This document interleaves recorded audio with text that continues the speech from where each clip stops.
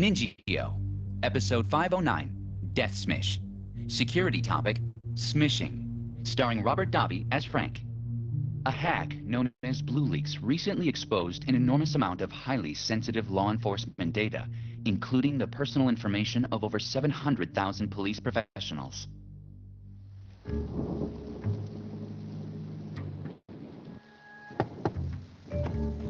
Hey, this better be good. Good might not be the word for it, Diana. Your cover's been blown. Are you kidding me, Frank? I've been gone from my family for 8 months. Something I never wanted to do. All so the department could take down the cartel. And now you're telling me it was for nothing? How'd this happen? Hackers. They stole a bunch of highly sensitive data, including your file. They used a method called smishing to get it done. I've heard of it. Same as phishing. Only it comes through text messages instead of email. Exactly.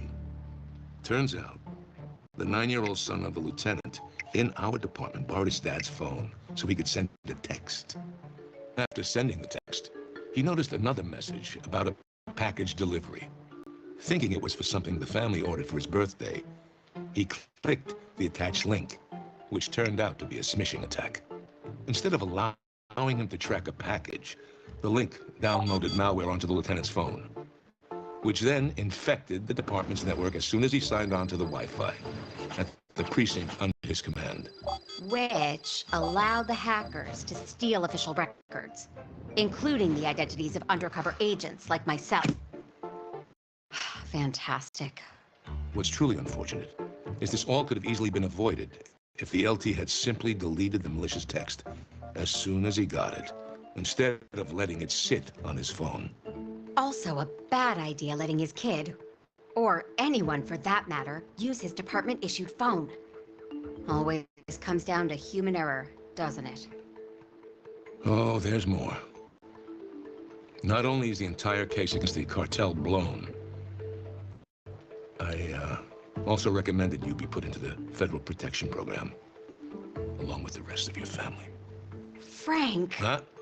Before you say anything, look. Mommy? Mommy! Diana, this is the only way to guarantee her safety. I've always trusted you, Frank. If you think this is what's best, I do. then let's do this. Never click embedded links or download apps directly from a text message. Immediately delete SMS text messages from unknown, untrusted, or random sources, especially if there is an embedded link. If you are unsure about an SMS text message with an embedded link, go to the source website that you trust and find the information directly from the source. Don't let other people, especially children, use your work devices, even for something as simple as sending a text message.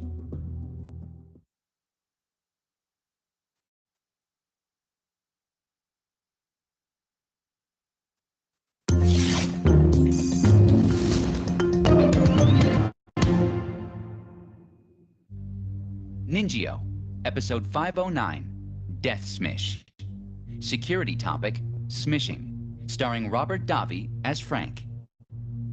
A hack known as BlueLeaks recently exposed an enormous amount of highly sensitive law enforcement data, including the personal information of over 700,000 police professionals.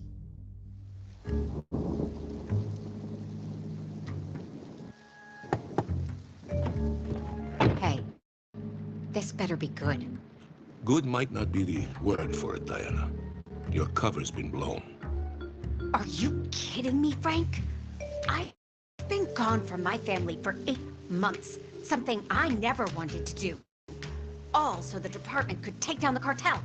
And now you're telling me it was for nothing? How'd this happen? Hackers.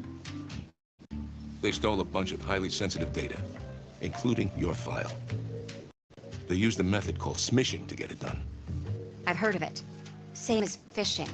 Only it comes through text messages instead of email. Exactly. Turns out, the 9-year-old son of a lieutenant in our department borrowed his dad's phone so he could send a text. After sending the text, he noticed another message about a package delivery. Thinking it was for something the family ordered for his birthday, he clicked the attached link, which turned out to be a smishing attack. Instead of allowing him to track a package, the link downloaded malware onto the lieutenant's phone, which then infected the department's network as soon as he signed on to the Wi-Fi at the precinct under his command. Which allowed the hackers to steal official records, including the identities of undercover agents like myself. Fantastic. What's truly unfortunate is this all could have easily been avoided if the LT had simply deleted the malicious text as soon as he got it, instead of letting it sit on his phone. Also a bad idea letting his kid, or anyone for that matter, use his department-issued phone. Always comes down to human error, doesn't it? Oh, there's more. Not only is the entire case against the cartel blown, I also recommended you be put into the Federal Protection Program, along with the rest of your family. Frank! Huh? Before you say anything, look. Mommy? Mommy! Diana, this is the only way to guarantee her safety. I've always trusted you, Frank. If you think this is what's best, I do. then let's do this. Never click embedded links or download apps directly from a text message. Immediately delete SMS text messages from unknown, untrusted, or random sources, especially if there is an embedded link. If you are unsure about an SMS text message with an embedded link, go to the source website that you trust and find the information directly from the source. Don't let other people, especially children, use your work devices, even for something as simple as sending a text message.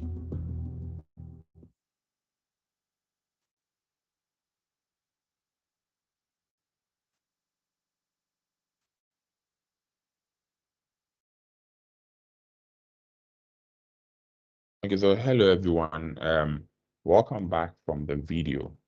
And one interesting thing that I learned from the video at the end is it always boils down to human error. So whatever that we do, whatever policy that we set in place, human error can actually destroy everything, because one way or another we are humans, and then we have our faults. We can actually be deceived. So that's why it's important that we actually set up threat awareness like this to actually educate ourselves. That whenever we find ourselves in this situation, we will actually remember what we learned or what was taught or the video we just watched. So, at the end of it all, we should actually be cautious of a link that we click and also the thing that we do on social media or with social media. All right, so yes, this will be the end of our first session of Threat Intelligence Seminar. And not to take much of your time, we will proceed to the second session, where today we'll be looking at risk management and privacy. Risk management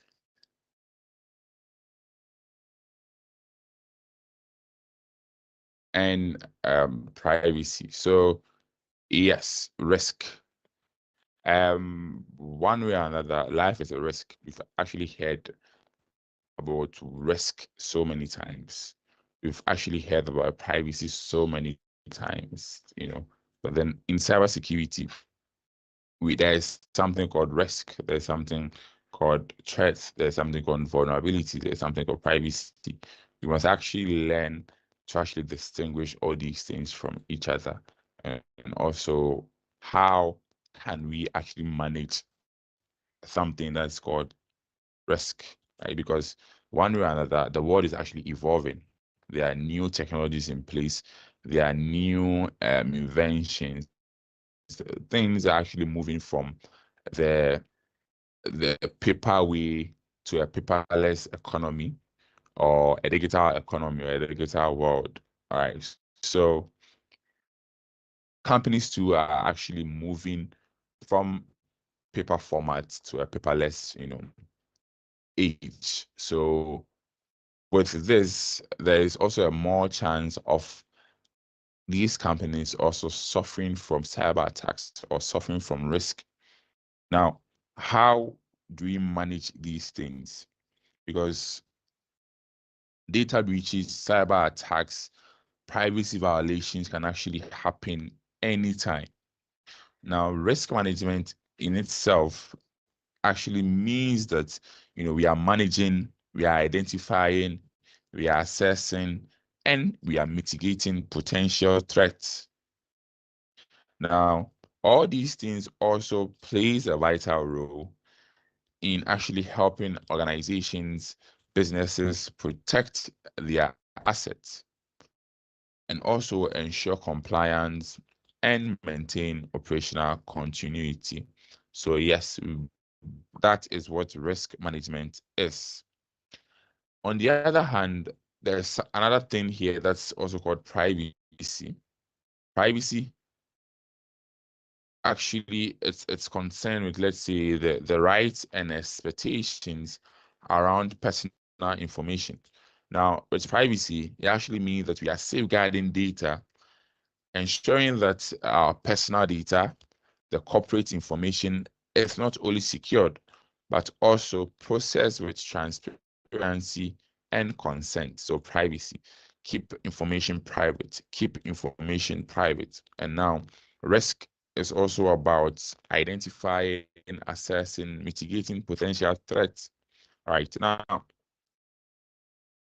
at the end of today's presentation, you'll get to know what is risk, as I've already actually explained a few things about risk management. You look at a few things under risk management: risk calculations, risk mitigation, risk avoidance, risk transference, and all these things work. So by the end of this presentation, you'll get to know in cybersecurity a few terms about risk management. As you know,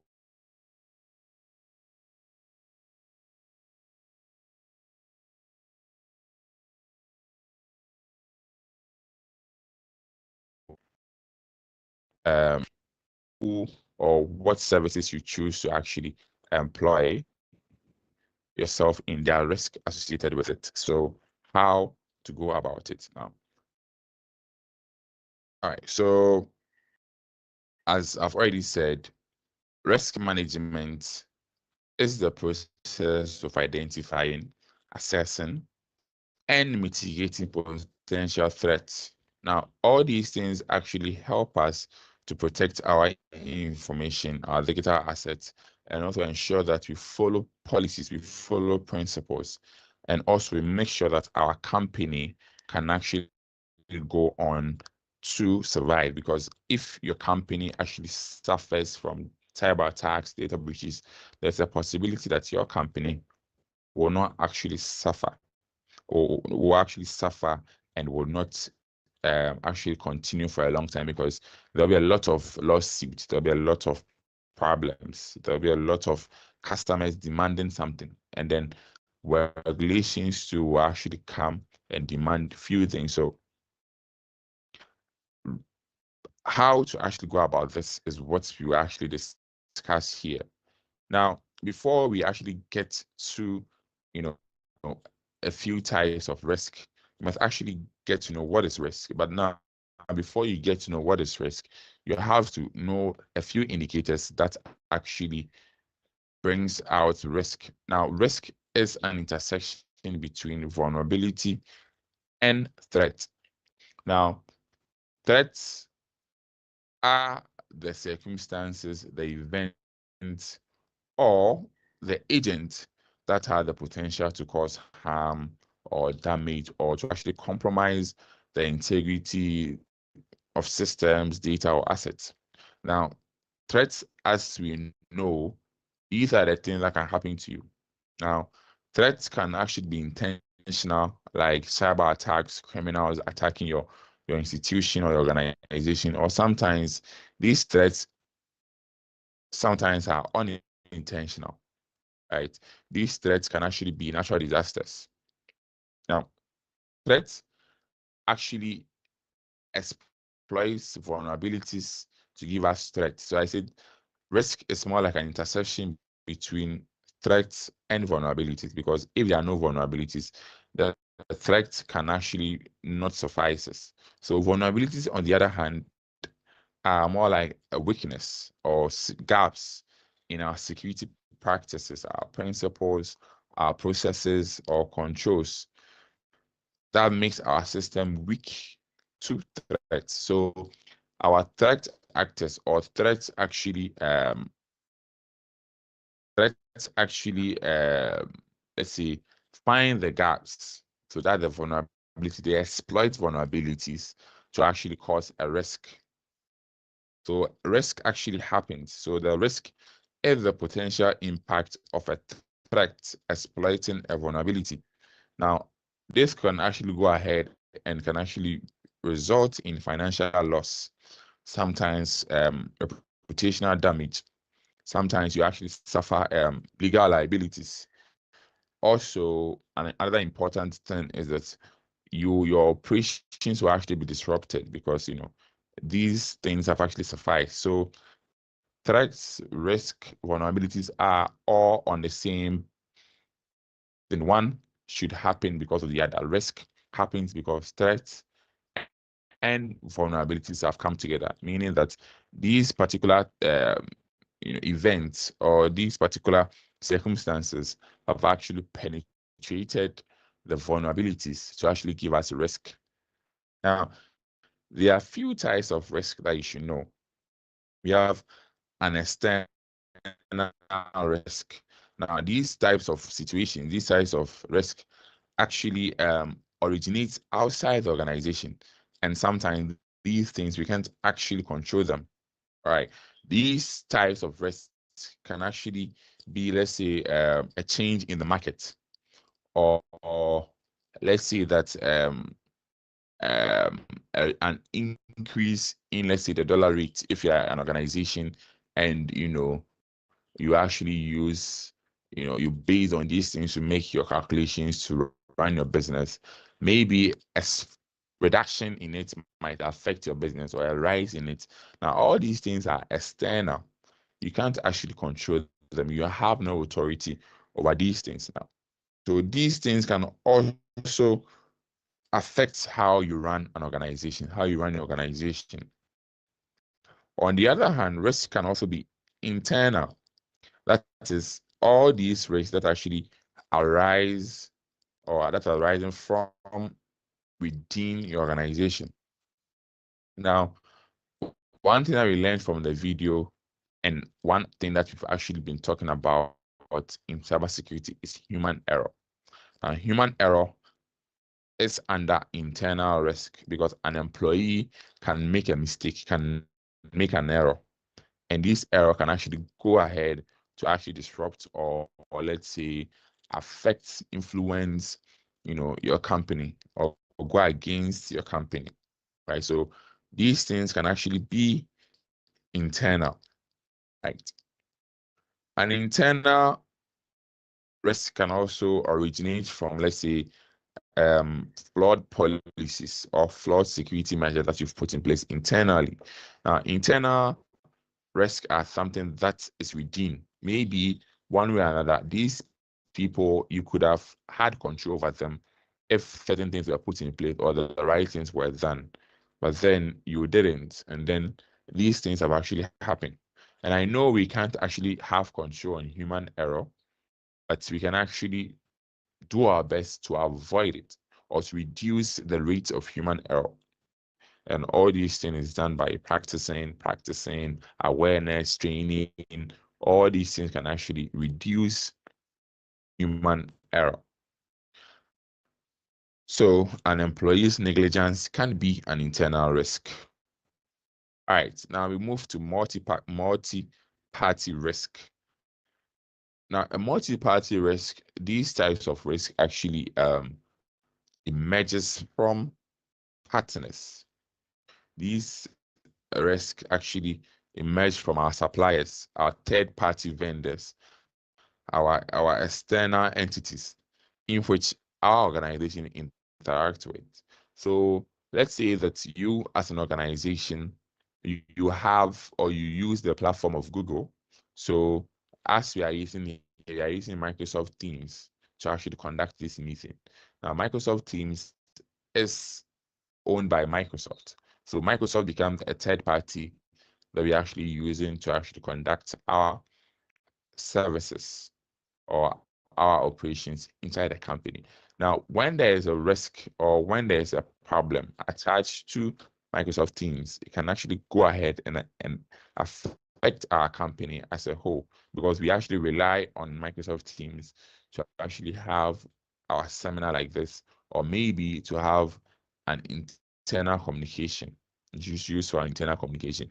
And now there is a risk or there is something associated with that. It means that you can actually go ahead and affect us one way or another. So that becomes a multi-party risk. On the other hand, we have an IP, an intellectual property risk. Now, this actually deals with the unauthorized or copying of information, or let's say theft, when somebody actually copies, steals, or try to actually replicate your trade secrets, your copyrighted content. Right now, all these things can be risk, because this can actually damage how you compete with other organizations, right? So how you actually, because if you have a competitive advantage over them, you have few things that you rely on to actually, to operate in a company. And now somebody goes ahead, steals this information. Now you can actually lose money, right? And it can also damage your competitiveness, how competitive and how strong you are in the market, right? It can also actually impact your position. Yes, it can actually also impact your market position. Now, sometimes these things can happen because of, let's say, a technical control, or something more like somebody actually intentionally did it, try to actually copy your information, right? So it can be, let's say that your one of your employees actually went out and was in a club or was in a bar and was having a conversation and ended up talking, or ended up spilling too much that the person wasn't supposed to, saying a lot about the company, what their plans are, what they are doing. All these things can actually be intellectual property theft or intellectual property risk. And now this person that's maybe that the employee was drunk, it was a Friday night, somewhere chilling or maybe enjoying with friends, and now this person has actually gone ahead to say a few things that the person is supposed to say. So that becomes an intellectual property or theft risk. And then we have software compliance licensing risk. Now, one thing that we are all actually guilty of is whenever we try to install an application, we try to install a software, we don't actually read the terms and conditions. Whenever we actually install an application, or whenever we are using an application, we don't actually read the terms and conditions. One way or another, the terms and conditions are too much. They are too much for us to read. But then it has a lot of things that we miss out. And when there's an issue, that vendor will actually come back and tell you that you agree to these terms and conditions, and now we are using these terms and conditions against you. Now, software compliance and licensing risk actually arise when an organization uses a software in a way that actually violates the licensing agreement or the regulatory standards. Now, when these things happen, you can actually suffer legal penalties. There can be financial losses. There can also be reputational damage, and this thing can also disrupt operations, because if, let's say, this software that is mostly used in organization is revoked or is deactivated, now I'll actually come back to this Microsoft team that we are using, this platform that we are using to actually hold this meeting. This platform can, there are a few terms and conditions associated with this platform. Now, if we actually use this platform that actually go against the terms and conditions, Microsoft can actually go and try to actually, remove us from this platform. And once this happens, it means that we can no longer actually hold our meetings on Teams again. So that is an example of software licensing or software compliance. Maybe sometimes we are using software that are unlicensed. Human beings are actually, guilty of these things. Sometimes we are given, let's say, a 30-day trial period. After 30 days, you have the right to license it. Now, you are not licensing the product after 30 days and you are still using it. This can also be part of software compliance or licensing risk. Or sometimes too, the version of application that we are using is not what we are supposed to use. There are new versions, there are better versions there that do not have flaws, that do not have weaknesses, but then we are using the old version because maybe the old version is less expensive, or we don't have to pay anything for the old version. Now, this can actually become a licensing compliance risk, because we are not we are not actually trying to comply with the rules, the accepted version or the accepted software that we are supposed to use. So when these things happen, this software compliance and licensing risk actually becomes a problem. And software compliance actually goes into legacy system risk with what I've said, whereby we are using outdated hardware. So this hardware or system that you are using can actually be a router. This router, this hardware, this printer that you're using is actually outdated. There's no updates for these types of devices. These vendors themselves have stopped using it, and they have stopped updating all these applications. All right. Now, how or what can happen as a result of using these outdated hardware systems or software is what we call the system legacy risk. Now, these systems actually poses security vulnerabilities because the older the applications or the older the system, the more likely the vulnerabilities are, because new systems, new softwares actually come with better security updates for most of them. So if you're actually using an outdated hardware, an outdated system that's no longer supported by the developers, you are a falls under legacy system risk. So these are a few types of risk that we have in cybersecurity. Now, risks are actually calculated. Risks are actually calculated because one way or another, we can actually measure risk. Now, there's a simple calculation for risk, that is the likelihood that it will occur over a period of time. How many times is it going to happen? And what is the impact? How devastating or how damaging will it be? So organizations can actually create their own system where we will look at it. So in actually calculating risk, there are two ways in which organizations can go ahead and, calculate this risk.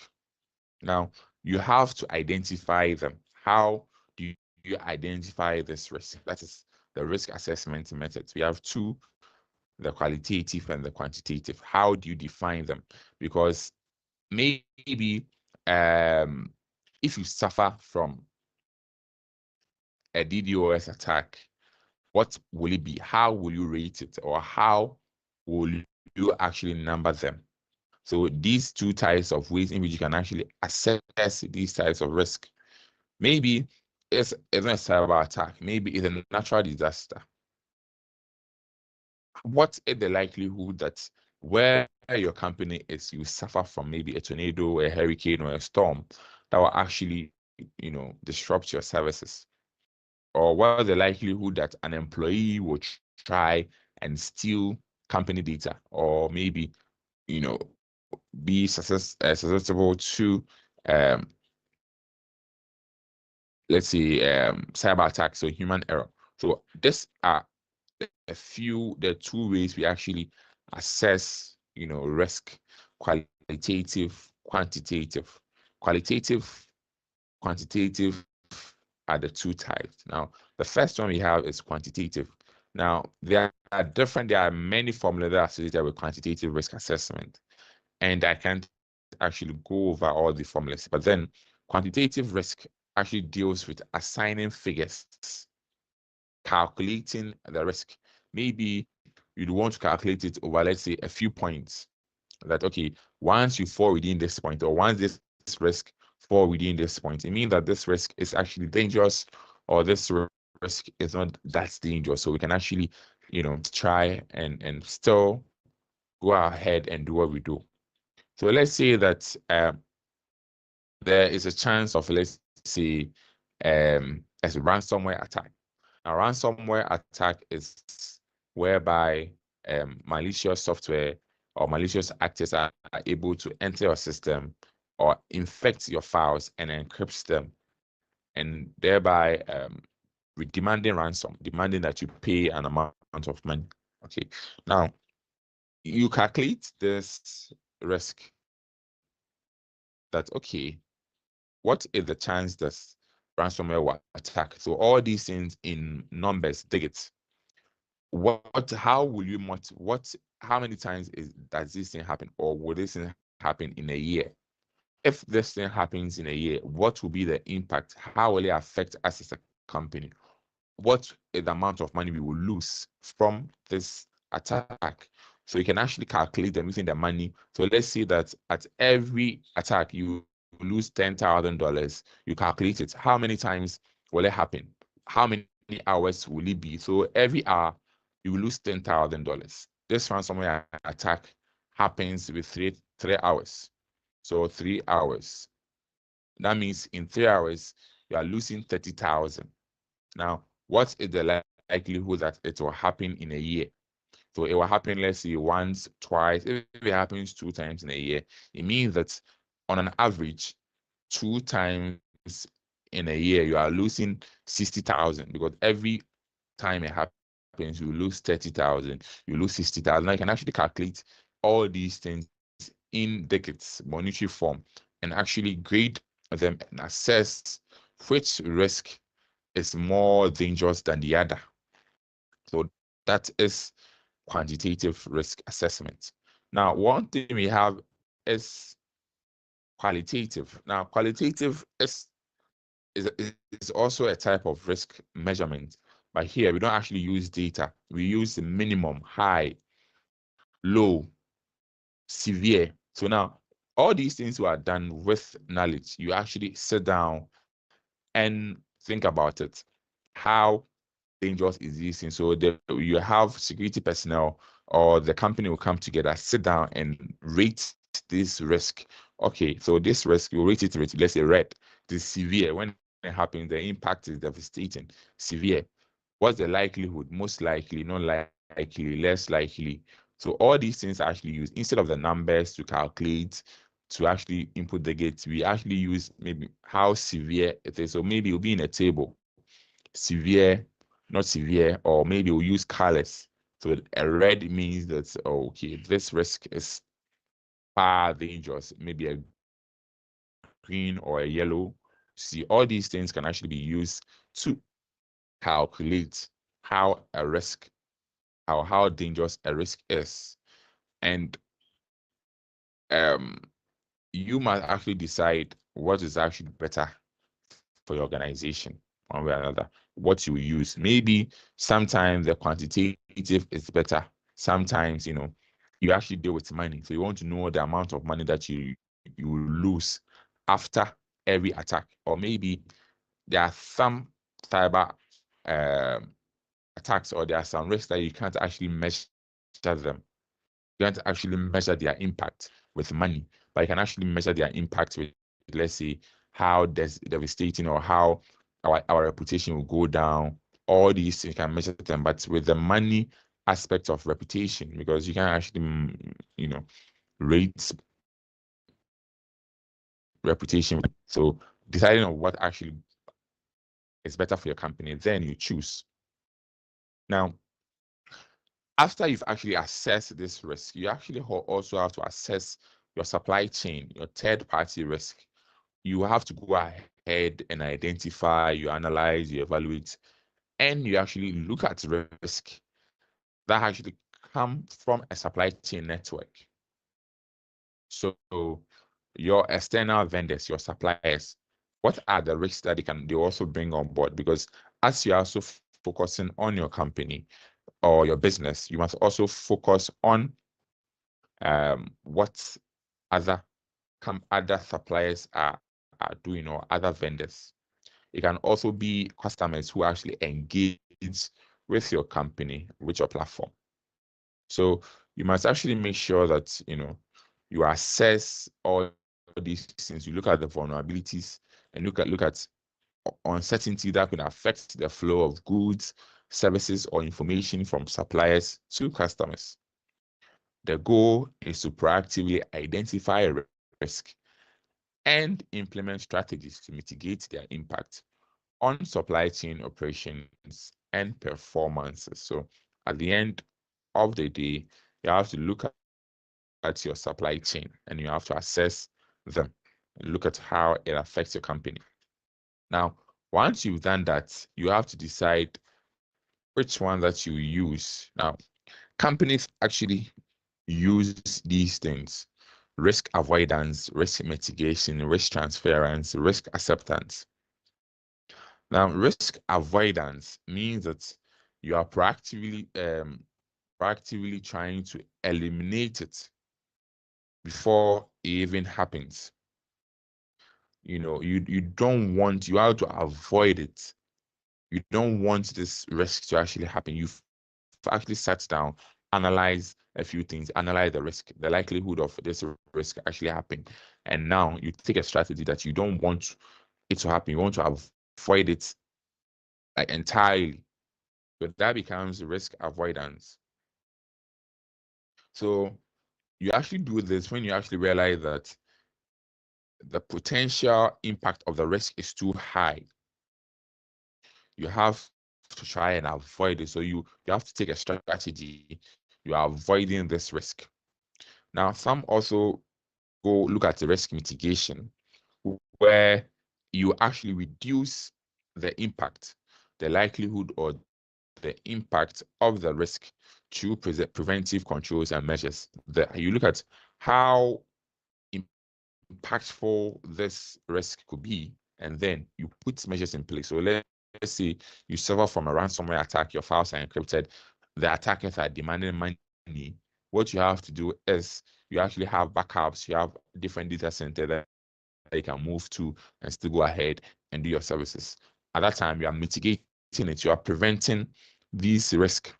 Now, these things happen because you can't avoid everything. There's no way there won't be a risk, and human error like this will be there. Now, obviously, someone in your company can make a mistake. So you mitigate the impact in case this person actually makes a mistake. What will the impact be? That is what you look at, and look at how to actually mitigate mitigate, how to actually reduce it. That is risk mitigation. So you can actually train your employees, you know, you implement security protocols and make sure that you maintain them, you review them, all these things can actually happen under risk mitigation. When it comes to risk transference, this actually means that you are putting or you are pushing, some of the risk to a third party, sometimes through insurance or outsourcing. So sometimes you look at the fact that if I actually do this, there's a chance that it will affect me as a company. What do I do? Is I will I'll make a third party, be the one to actually be doing the service, or I'll actually pay for insurance that I'm actually putting this risk on this insurance company, that if in case this thing happens, the insurance company will cover for it. So at this time, you are actually transferring the risk from one person to another. So it can also be cybersecurity insurance. You are using cloud services. Cloud services mean that all the data, all the storage won't be done by you. It will be done by a cloud service provider. If everything happens, the cloud service provider is to be blamed because your data, everything is with them. All right, so that is risk transference. And the last part is risk acceptance. You don't actually have much to say. You actually look at how likelihood, or you look at how it will impact you, and then you try to accept it. So you have to acknowledge the risk and that you won't actually take any action. So there are some risks there that, it won't actually have any effect on you. So you just accept it based on your tolerance level that, okay, whenever there is a phishing attack, if it happens, fine, because it won't actually do damage because our information, our data is somewhere else. The customers, or let's say the employees, do not have much data. So even if you compromise the employee's laptop, you wouldn't have access to anything because there's nothing there on the employee's laptop that you can steal it, or you can actually use that information or compromise it. So you actually go ahead, accept these risks, and you actually live it like that. There are no policies, there are no measures in place. All these things become risk acceptance.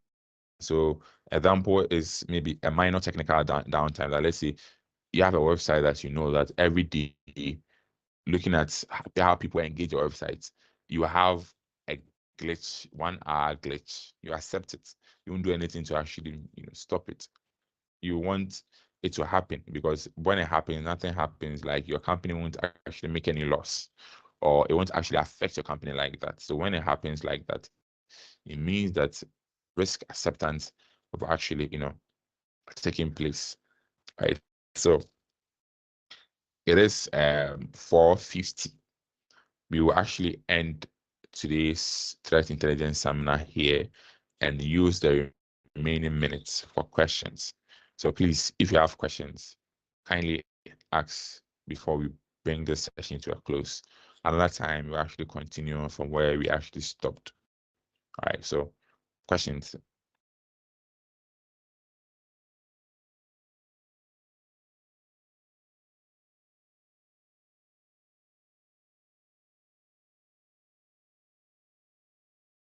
Okay, so if there are no questions, I'll actually end the section here, and I'll actually go on and see that if you are watching us on social media, and if you would want to learn more about cybersecurity, Soft Afrique, the company that you actually got this link from, or the social media, the company's header on social media that you actually got this link from, or that is actually streaming this link, we have a cybersecurity plus course that you can actually enroll to learn more about cybersecurity. So all these things that you've learned here, you actually go into details with the application, the software that you can actually put in place, the calculations, all these things can be learned there. So enroll in Soft Afrique Cybersecurity Plus course, and it's just comprehensive because it's 6 months. 6 months. So by the end of the 6 months, you will learn a lot. You will learn all the things that you need to know about cybersecurity to actually get employment or entry-level jobs in cybersecurity. So once you are done with the course, we actually guide you to write exams, we will prepare you for interviews and all other things. So, so that at the end, we want you to be employed in the cybersecurity sector. So this security plus course ends up with you being employed and utilizing your skills in the cybersecurity industry. So what are you waiting for? You can actually send us a message or hit us up on social media, ask us about the cybersecurity class course. We'll send you a few details. We can actually go ahead and also we provide flexible payment system or flexible payment structure that you pay this, you pay this, you pay this, so that actually helps you. So once you are learning, you pay it bit by bit, and by the end of the class, the 6 month period, you've actually completed, you get your skills, your certificate of completion, and we guide you. We will also help you sometimes help you build your CV too. So yes, so what are you waiting for? We are actually looking forward to welcoming you on our Cybersecurity Plus course. So thank you guys for joining us. Thank you everyone who is watching us or listening to us from live streaming on social media. And I would like to say that, next week, Wednesday, same time, 12 p.m. Eastern Standard Time and 4 p.m. Ghana time. We'll meet again to actually discuss and to learn more about cybersecurity. So follow us and interact with us on our social media or our social media platforms. Wherever you go, just type Soft Afrique, and then you can go ahead and just send us a message and we'll take it from there. So I'll end today's session here. Have a nice day, and I'm looking forward to see you guys next week.